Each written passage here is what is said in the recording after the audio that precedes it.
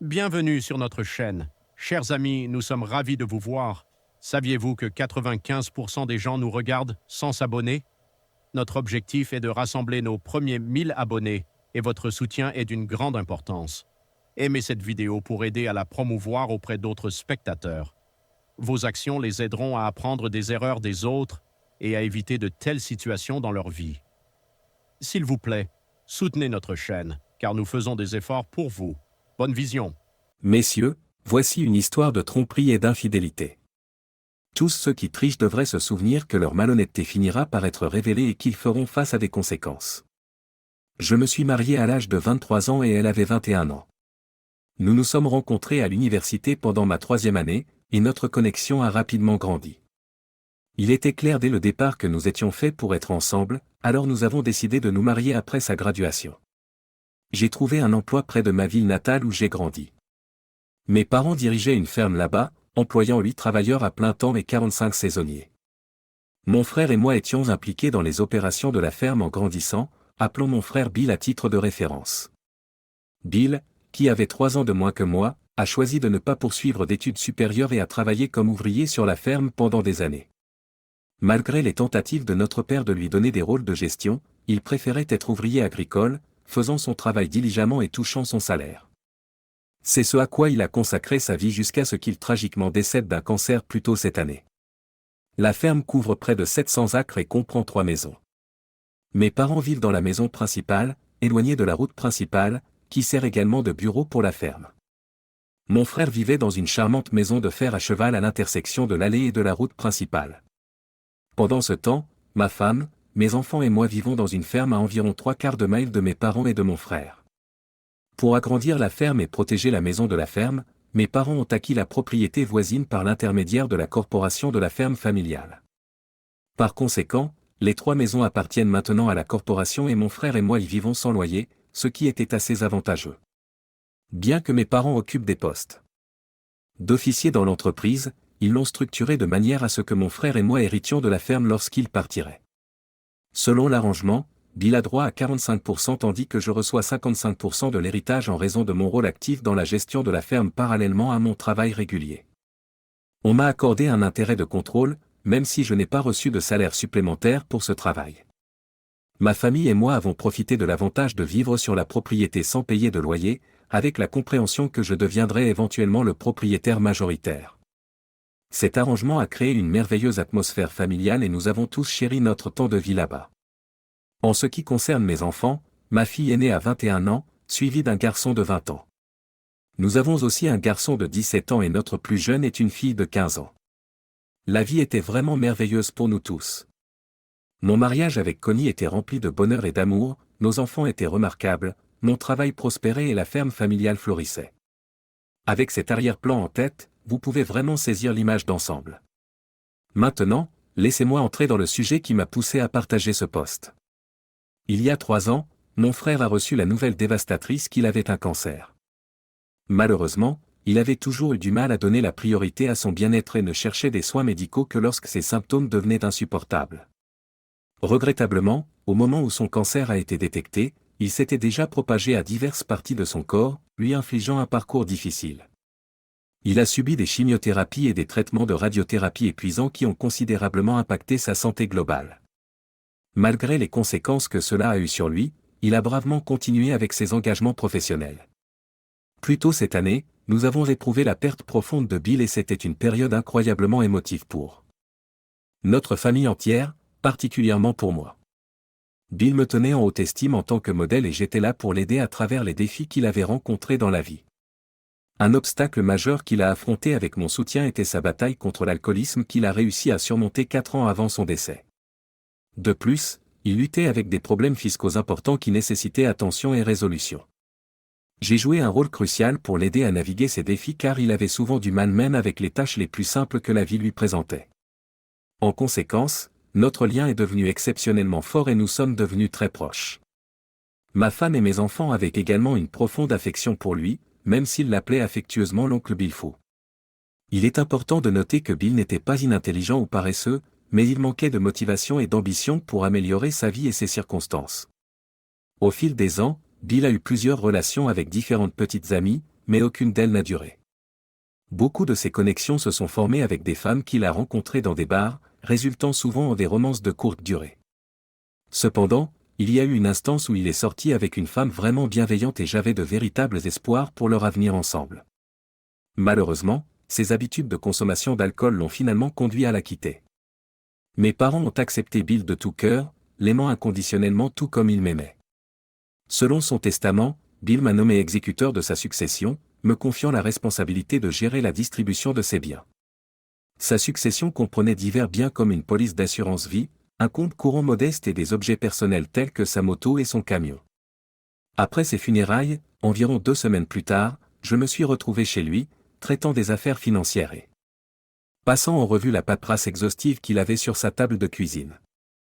En organisant les documents, je suis tombé sur un relevé d'une banque située en dehors de notre ville. À ma grande surprise, le compte avait un solde impressionnant de plus de 70 000 $. Toutefois, ce qui m'a vraiment surpris, ce sont les noms inscrits sur le relevé. Le compte était au nom de Bill mais mon plus jeune fils, que j'appellerai Joe, était désigné comme le bénéficiaire avec l'acronyme POD, qui signifie payable à la mort. En parcourant les détails, j'étais confus. Je ne pouvais m'empêcher de me demander pourquoi mon frère avait choisi de configurer le compte de cette manière. Quelle était la raison de désigner Joe comme le seul bénéficiaire alors qu'il n'avait pas de lien plus proche avec Joe par rapport à mes autres enfants? En fait, Bill avait un lien plus fort avec mes autres enfants que Joe. Mon esprit se bousculait, essayant de trouver des réponses, mais je réalisais que je ne pouvais pas fournir d'explications logiques. Après cette découverte étonnante, ma première pensée fut d'informer ma femme et mes parents, mais j'ai décidé de ne pas partager la nouvelle pour l'instant. Le lendemain, je suis allé à la banque pour profiter de mon rôle d'exécuteur afin de recueillir plus d'informations. J'ai appris que Bill avait ouvert le compte de marché monétaire juste un mois après la naissance de Joe et y faisait régulièrement des contributions toutes les 2 semaines. En assemblant ces faits, je ne pouvais m'empêcher de me concentrer sur le lien indéniable entre Bill et Joe, ce qui m'inquiétait et me préoccupait profondément. Des pensées sur la possibilité d'une liaison entre Bill et Connie, et si Joe pouvait être le fils de Bill, m'obsédaient sans relâche. Ces pensées m'ont laissé dans un état d'anxiété et d'obsession. Cette nuit-là, consumé par ces pensées, je suis retourné chez Bill, déterminé à trouver des indices qui pourraient fournir des réponses. Des heures passèrent alors que je fouillais méticuleusement chaque fichier et document dans la maison. Enfin, je suis tombé sur quelque chose qui changerait ma vie pour toujours. En le retournant, mon monde s'est effondré alors que je trouvais 2 vieilles photos de ma femme. Dans l'une, elle était topless et dans l'autre, elle se tenait nue, tenant une bière. Étonnamment, les 2 photos avaient été prises dans la chambre de Bill.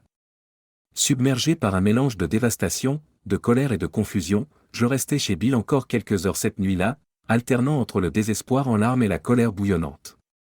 Connie a éventuellement appelé, s'informant de mes activités, ce qui m'a poussé à rentrer chez moi. À ce moment-là, j'ai décidé de ne pas l'aborder directement, ayant besoin de temps pour réfléchir à mes prochaines étapes. J'ai même brièvement considéré ignorer ce que j'avais trouvé, mais cette idée a été rapidement écartée. Comment pouvais-je penser une chose pareille? Ces photos dataient d'il y a des années et mon frère n'était plus en vie. Je ne pouvais garder cela pour moi, alors j'ai pris la décision d'en parler à mes parents, et j'ai suivi cette décision le lendemain. J'ai pris un peu de temps libre dans l'après-midi et je les ai rencontrés au bureau de la ferme. Je les ai informés au sujet du compte bancaire et leur ai montré les photos de ma femme. Il était crucial d'exposer toutes les preuves. Mes parents étaient complètement déconcertés lorsqu'ils ont vu la preuve et ils ne pouvaient pas croire leurs yeux. Ils étaient profondément troublés et choqués par cette révélation, apparemment même plus que moi. Ils ont demandé quels étaient mes projets. Je leur ai dit que j'avais l'intention de confronter Connie et si les allégations s'avéraient vraies, de commencer une procédure de divorce. Bien qu'ils comprennent mon choix, ma mère m'a conseillé de donner à Connie une chance de s'expliquer et de bien réfléchir à mes actions avant de procéder. Après notre dîner, je suis allé avec Connie chez Bill, disant que j'avais besoin de son aide pour nettoyer et organiser. Une fois à l'intérieur, je l'ai guidé vers un siège et lui ai dit calmement que nous devions discuter de quelque chose d'important. Je lui ai remis un dossier contenant l'extrait bancaire et les photos d'elle. Je lui ai d'abord donné l'extrait bancaire. Elle a regardé avec surprise le montant substantiel que Bill avait économisé. Je lui ai demandé si elle remarquait quelque chose d'inhabituel sur l'extrait, mais elle n'a mentionné que le montant impressionnant. Je lui ai ensuite demandé de lire l'extrait à voix haute depuis le début. Elle a lu le nom et l'adresse de la banque, suivi du nom de Bill. Alors qu'elle continuait, sa voix affaiblie alors qu'elle lisait les mots « payable à la mort à Joe, notre nom de famille ». Elle m'a regardé avec une expression choquée, réalisant qu'elle avait été prise. Elle s'est interrogée sur la raison pour laquelle Bill avait fait cela. Je lui ai demandé s'il y avait quelque chose qu'elle devait avouer. Elle secouait la tête vigoureusement, mais j'ai insisté en lui demandant encore si elle en était absolument sûre. À contre-séhure, elle a confirmé sa déclaration précédente d'un soupir. J'ai sorti les photographies et les lui ai mises dans les mains tremblantes. Son corps s'est immobilisé instantanément et des larmes ont commencé à couler sur son visage de manière incontrôlable. Elle a supplié de pouvoir s'expliquer, sa voix étouffée par l'émotion. Je lui ai dit de raconter son côté de l'histoire. Elle était si nerveuse qu'elle a couru aux toilettes, où j'ai entendu le bruit de son vomi. 15 minutes plus tard, elle est ressortie et a avoué son implication avec Bill, il y a 18 ans. Elle a admis que c'était un choix stupide et égoïste, soulignant que cela n'avait duré que quelques semaines. Connie a affirmé qu'elle avait rapidement réalisé son erreur et qu'elle y avait mis fin. Elle m'a assuré qu'elle avait depuis gardé ses distances avec Bill et qu'elle n'interagissait avec lui que lorsque d'autres membres de la famille étaient présents. Je lui ai demandé si Joe était le fils biologique de Bill. Elle a assuré que non, qu'il était indéniablement le mien. J'ai demandé comment elle pouvait en être si sûre. Elle a insisté sur le fait que Joe était à moi, même s'il n'était pas biologique, parce que je l'avais élevé. Ces déclarations semblaient contradictoires, me laissant un peu perplexe. J'ai alors précisé que notre conversation concernait sa relation avec Bill, pas ma relation avec Joe, malgré ses supplications en larmes de pardon. Je suis resté ferme, n'offrant ni empathie ni réconfort. Au lieu de cela, je me suis levé de mon siège et ai décidé de partir. Je lui ai dit de ne pas revenir chez nous avant qu'elle ne se soit reprise et n'apparaisse présentable. Je ne voulais pas que nos enfants la voient dans un tel état de détresse, alors je suis rentré chez moi. Quand elle est rentrée environ 1 heure plus tard, malgré ses demandes persistantes de conversation, je lui ai fermement dit qu'il y aurait un moment approprié pour cela dans le futur. Nous avons partagé le même lit cette nuit-là, mais quand elle a essayé de se blottir contre moi, j'ai rejeté ses avances. Au lieu de cela, je me suis retourné et ai clairement signifié que je ne voulais pas partager le lit avec elle, en fait, je ne voulais même pas dormir dans la même pièce qu'elle. Elle a silencieusement pleuré toute la nuit, peinant à s'endormir. Le lendemain, j'ai utilisé mon congé payé et suis allé chez mes parents pour les rencontrer. Je leur ai raconté la confession de Connie et, une fois de plus, ils ont été choqués par la révélation. J'ai confirmé que j'avais l'intention de demander le divorce à Connie. Lorsque ma mère m'a demandé si le divorce était vraiment ce que je voulais, j'ai à contre-séhure admis que ce n'était pas ma préférence, mais après ce que j'avais appris, je ne pouvais plus lui faire confiance et je n'avais aucune envie d'intimité physique avec elle. Après la rencontre avec mes parents, je suis rentré chez moi et ai confronté Connie. Je lui ai dit que je voulais un divorce. Connie s'est totalement effondrée, submergée par les émotions. Elle a supplié, disant que l'affaire était de longue date et qu'elle était certaine que Joe était mon fils. Elle a plaidé en ma faveur, soulignant sa certitude une fois de plus. J'ai dit clairement que Joe n'était pas le problème principal de notre discussion. Mon amour pour lui restait inchangé, peu importe son père biologique. J'ai précisé que cette trahison ne concernait que nous deux. Le timing n'avait pas d'importance, qu'il s'agisse de 18 ans ou même de siècles auparavant, la gravité de sa trahison demeurait inchangée. Plus tard dans la journée, j'ai organisé une réunion avec notre avocat habituel concernant des affaires liées à la ferme, reconnaissant le sérieux de la situation. Il a suggéré un avocat de divorce qui s'avérait être un proche ami. Sans perdre de temps, j'ai pris rendez-vous avec l'avocat de divorce pour le même après-midi, lançant le processus légal. L'avocat m'a assuré que la ferme et les 3 maisons, toutes parties intégrantes de la corporation, ne seraient pas mises en péril pendant le règlement, apportant un certain réconfort au milieu du chaos. Malgré l'infidélité, l'avocat a expliqué que nos actifs restants seraient toujours divisés équitablement. Cela était possible car mes parents avaient intelligemment organisé la ferme en tant que corporation, anticipant de telles circonstances malheureuses. Ils s'étaient désignés comme les seuls officiers, une prévoyance qui s'est avérée inestimable pour minimiser la retombée potentielle d'une situation comme celle-ci. Si l'un de mes enfants devait passer par un divorce, tandis qu'il avait une part de propriété dans la ferme, son ex-conjoint n'aurait aucune revendication sur la ferme. L'avocat a clarifié que la structure de la ferme ne conférait pas de droit de propriété à ma femme. Il a également précisé qu'en raison du manque d'emploi de ma femme en dehors de la maison, je pourrais être tenu de fournir une pension alimentaire pendant au moins 5 ans, possiblement plus longtemps. Même dans les cas d'infidélité, le soutien conjugal reste obligatoire, ce qui est plutôt surprenant.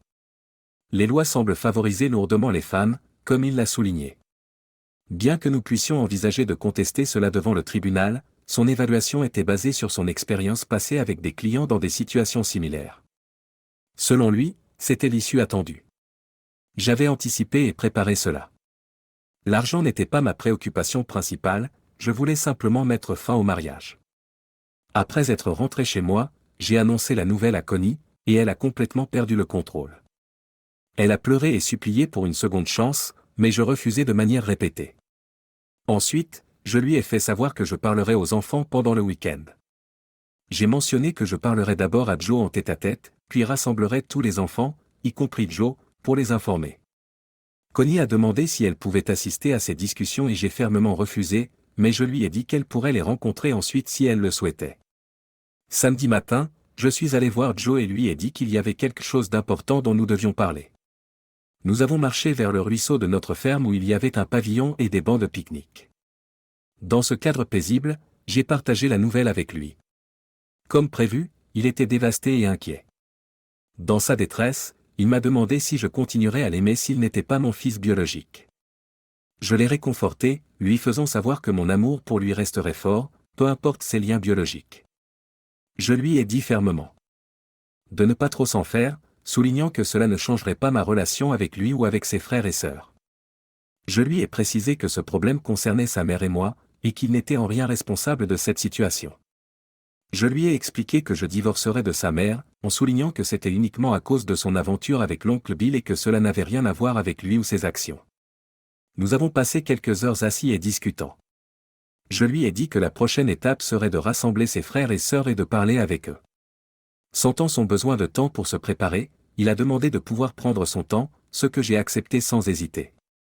Je lui ai assuré qu'il pouvait prendre tout le temps qu'il lui fallait pour se sentir à l'aise avec la situation. De retour à la maison, nous avons gardé une apparence de normalité, bien que le comportement de ma femme ait changé de manière notissable. Les enfants ne semblaient pas le remarquer alors que nous passions la plupart de l'après-midi à nous détendre près de la piscine. Nous avons joué à des jeux comme le cornhole et lancé le frisbee, créant l'illusion d'un week-end d'été typique pour notre famille.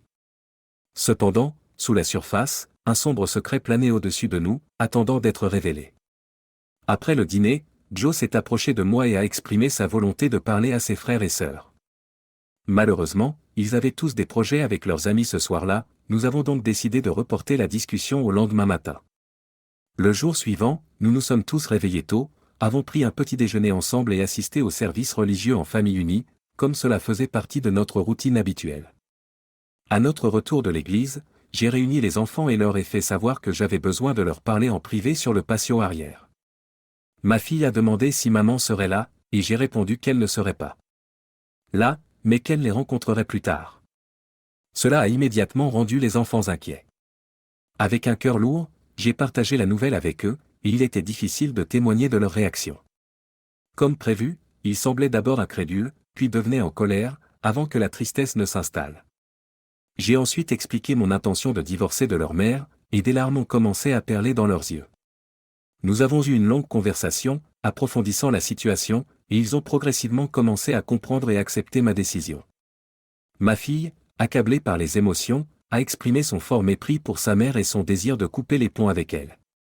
Je leur ai rappelé qu'ils étaient des jeunes adultes et qu'ils avaient la liberté de gérer la situation à leur manière, mais je leur ai conseillé de considérer la perspective de leur mère et de ne pas se précipiter dans des décisions basées uniquement sur cet incident. Au lieu de cela, je les ai encouragés à réfléchir soigneusement et à se souvenir de tous les bons moments qu'ils avaient passés avec elle, car elle demeurait leur mère aimante. Après avoir appris la situation, ils ont tous reconnu que leur relation avec leur mère avait été bonne, mais ils étaient compréhensiblement contrariés et aucun d'eux ne voulait rencontrer immédiatement leur mère pour demander des éclaircissements. J'ai proposé de faire des tests ADN pour chacun d'eux. Je leur ai précisé que leur mère avait reconnu une brève implication avec l'oncle Bill, mais que je souhaitais effectuer ces tests pour ma propre tranquillité d'esprit et pour découvrir la vérité et résoudre tout doute. Je les ai rassurés que peu importe le résultat des tests ADN, qu'ils soient biologiquement les miens ou non, mon amour pour eux resterait inchangé, car ils étaient mes enfants légalement.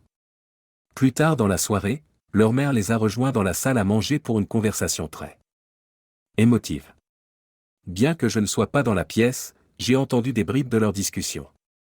En fin de compte, les enfants ont exprimé leur amour pour leur mère, mais leur perception d'elle avait été à jamais altérée. Il semblait peu probable qu'ils puissent un jour lui pardonner entièrement ce qu'elle avait fait envers moi et notre famille. Cette nouvelle était dévastatrice pour ma femme, bien que ce fût la conséquence qu'elle méritait. Après cette nuit-là, elle a dormi dans la chambre d'amis jusqu'à la finalisation de notre divorce, un processus qui a duré près de 8 longs mois. Pendant ce temps, elle a plaidé chaque jour pour que je reconsidère ma décision et que j'assiste à une thérapie de couple, mais je suis resté ferme dans ma décision. 3 mois après notre divorce, nous avons reçu une offre inattendue d'un promoteur intéressé par l'achat de la maison où ma famille et moi avons vécu, ainsi que des 80 acres de terre adjacentes. La valeur monétaire offerte était substantielle, ce qui a conduit mes parents et moi à prendre une décision commerciale pratique et à accepter l'offre. Par conséquent, ma femme et nos 2 plus jeunes enfants et moi avons déménagé 60 jours plus tard. C'est durant cette période que ma femme a trouvé un appartement de 3 chambres en ville. La dure réalité l'a profondément touchée à cette époque, la faisant tomber dans une sévère dépression qui nécessitait plusieurs médicaments pour son traitement. En conséquence, je suis temporairement retourné chez mes parents pendant cette période. J'ai décidé de poursuivre mon rêve de longue date de construire ma propre maison sur les terres de la ferme. L'opportunité s'est présentée, me permettant de donner vie à ma vision. En collaboration avec un architecte, nous avons conçu une belle maison en rondin de taille moyenne avec 3 chambres. Après son achèvement, je vis désormais dans cette maison de rêve avec mes 2 plus jeunes enfants. Ils passent également quelques nuits chaque semaine avec leur mère, tandis que mon ex-femme continue de lutter contre sa dépression. Il y a quelques signes d'amélioration, elle exprime un désir de réconciliation, mais je n'ai aucun intérêt à raviver notre relation. Néanmoins, je la traite avec respect et empathie. Il est intéressant de noter que la découverte de l'affaire a complètement éteint mes sentiments pour elle, ne me laissant qu'un sentiment d'obligation plutôt que d'affection. Nos conversations tournent principalement autour de nos enfants, alors que j'essaie de minimiser les interactions inutiles.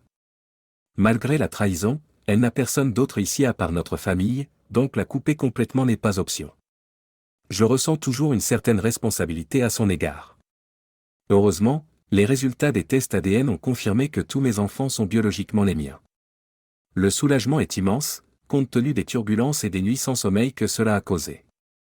Cependant, cette révélation ne change pas mes sentiments pour Connie. La profonde trahison qu'elle m'a infligée demeure impardonnable et je ne pourrai jamais oublier ni vraiment lui pardonner. Je ne comprends toujours pas pourquoi Bill a établi ce compte avec Joe comme bénéficiaire. Mon ex-femme insiste sur le fait qu'ils n'ont jamais discuté de la paternité et je suis enclin à la croire à ce sujet. Cependant, il est étrange que Bill prenne une telle décision sans raison claire. Peut-être pensait-il quelque chose, ou peut-être voulait-il que Joe soit son enfant. Malgré cette incertitude persistante, je suis content de ma situation actuelle et de ma relation avec mes enfants. Restaurer la confiance avec mon ex-femme peut ne jamais arriver, mais je me soucie d'elle et je veux sincèrement qu'elle trouve le bonheur dans la vie. Je ne suis pas tout à fait sûr pourquoi j'ai ressenti le besoin de partager cela, mais l'exprimer par écrit m'a donné un sentiment de répit et m'a fait apprécier encore plus la façon dont les choses se sont déroulées. À l'âge de 51 ans, je suis assistant manager dans un grand complexe d'entrepôts, tandis que ma femme de 54 ans travaille comme agent immobilier à Tampa, en Floride. Elle s'occupe de ses 2 enfants d'âge universitaire et je n'ai pas d'enfants à moi. Il y a une décennie, le destin a réuni ma femme et moi lors d'un congrès commercial et nous sommes ensemble depuis. Nous partageons des intérêts pour voyager, aller à la plage et passer du temps en famille. Contribuer à notre communauté locale en faisant du bénévolat dans des soupes populaires et en organisant des collectes de nourriture pour les personnes dans le besoin est très important pour nous. Avoir un impact positif sur la vie des autres et contribuer à la société a été extrêmement gratifiant. Ma femme est socialement active, participant fréquemment à des événements et passant du temps avec ses amis. Notre vie sentimentale a été satisfaisante, mais je me suis parfois senti mal à l'aise face à sa tendance à flirter excessivement avec des hommes en position d'autorité. Je me souviens distinctement d'un incident lors d'un événement immobilier où elle s'est engagée dans ce que je percevais comme un flirt excessif avec un promoteur immobilier. J'ai exprimé mes préoccupations juste après le déjeuner. Elle a expliqué que la plupart de ces interactions étaient liées au travail et même si elle s'est finalement excusée, j'avais toujours des doutes sur sa sincérité. Au fil du temps, ses sorties avec des amis sont devenues plus fréquentes, entraînant des absences prolongées de la maison, durant parfois plusieurs jours à la fois. Son groupe incluait ma femme et 3 autres femmes, chacune ayant des statuts matrimoniaux variés. Comme elle me l'a dit, j'ai toujours été quelqu'un qui fait confiance complètement jusqu'à preuve du contraire, et cela s'étendait à ma confiance envers ma femme. Un soir, après le travail, ma femme a appelé et a mentionné qu'elle ramenait le dîner à la maison tout en me laissant sur haut-parleur. Le bruit de fond indiquait la présence de 2 autres femmes dans la voiture avec elle durant l'appel. Lors de la conversation, l'une des femmes a demandé si je les rejoignais pour un voyage à Miami, ce qui m'a pris au dépourvu. J'ai demandé à ma femme qui elle était en train de parler. Elle a expliqué que la femme s'adressait à moi. Malgré ma confusion, j'ai répondu non, je serais probablement occupé avec le travail. Plus tard, lorsque ma femme est rentrée, nous avons eu une vive dispute au sujet de ses plans non communiqués pour se rendre à Miami. Elle a affirmé que c'était une décision de dernière minute et qu'elle s'apprêtait à m'en informer, mais son amie avait révélé la nouvelle prématurément. Ma femme a mentionné qu'elles avaient visité un bar et qu'une de ses amies avait trop bu. Son travail en tant qu'agent immobilier impliquait des interactions avec diverses personnes, une participation active à des activités communautaires et une volonté d'aider les autres. Cependant, comme je l'ai mentionné précédemment, elle avait un penchant pour le flirt. Son travail lui rapportait un revenu annuel de plus de 120 000 $, tandis que mes revenus étaient d'environ 40 000 $, beaucoup moins que les siens.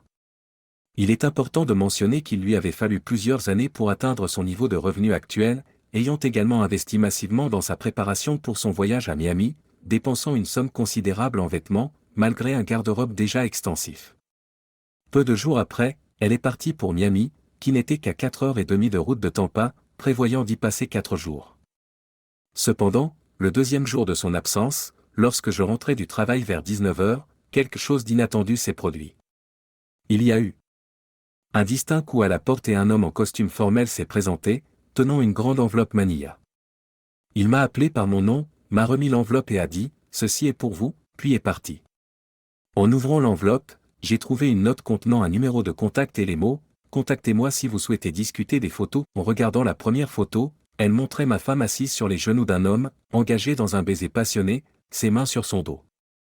La deuxième photo représentait une scène près d'une piscine où ma femme et un homme partageaient un baiser passionné.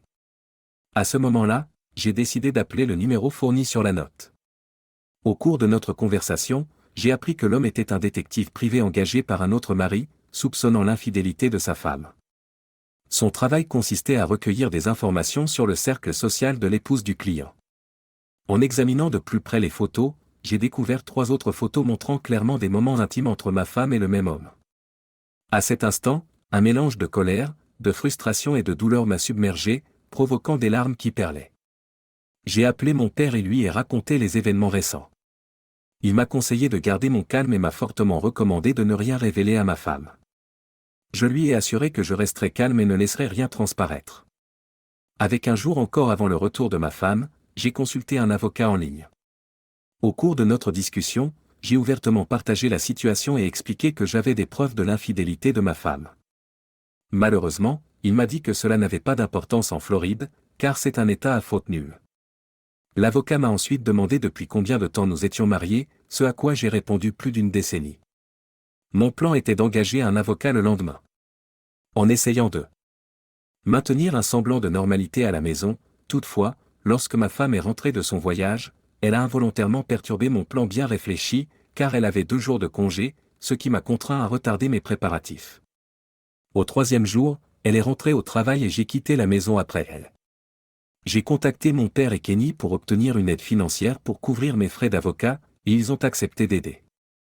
J'ai engagé un avocat et lui ai demandé de commencer les procédures de divorce, invoquant des différences irréconciliables comme raison. Après cela, j'ai emporté mes affaires, avec l'aide de mon père, et j'ai déménagé la plupart de mes affaires dans son appartement à l'aide de son camion. Cependant, je n'avais pas encore emménagé chez lui. Je prévoyais de rester chez mes parents jusqu'à ce que ma femme soit officiellement signifiée avec les papiers du divorce. 2 semaines se sont écoulées et, à ma grande surprise, elle n'avait pas été informée. Une autre semaine passa et elle fut enfin signifiée avec les papiers du divorce tandis qu'elle était au travail. Suite à cela, mon téléphone a commencé à recevoir des messages d'elle comprenant des questions comme « Qu'est-ce qui se passe ? J'étais chez moi ce jour-là lorsque mon ex-épouse de Sunibé m'a appelé. Je lui ai demandé de venir à la maison, car je n'avais pas confiance en elle, et elle est arrivée juste 5 minutes avant elle. Dès qu'elle est entrée, elle a directement demandé pourquoi j'avais déposé une demande de divorce et ce qui avait motivé ma décision. J'ai sorti les photos de mon sac et les lui ai montrées, expliquant quelles étaient la raison de ma demande de divorce. Elle était choquée, se couvrait la bouche alors que des larmes lui montaient aux yeux. Elle a essayé de s'excuser. À ce moment-là, je ne voulais plus la voir et lui ai dit que nous nous rencontrerions au tribunal. Comme prévu, elle a bombardé mon téléphone d'appels et de textos, suggérant des options comme le counseling de couple avant l'audience de divorce. Elle a engagé un avocat qui a tout fait pour contester le processus. Mon avocat a monté une défense solide, aboutissant à un résultat favorable pour moi. J'ai reçu $60 000 d'équité suite à la vente de la maison, ainsi que $1 900 par mois en aide conjointe pendant 3 ans. Nous avons divisé les meubles mais j'ai choisi de les lui donner. Environ un mois plus tard, j'ai appris que mon ex-femme m'avait trompé auparavant, bien que je n'en fusse pas conscient.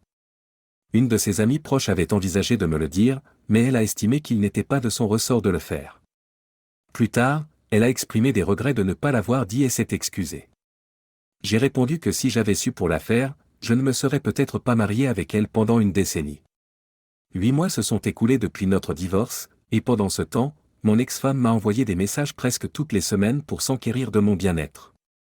Cependant, j'ai décidé de ne pas répondre. J'ai conservé mon numéro de téléphone, choisissant de ne pas le changer, car c'est mon droit.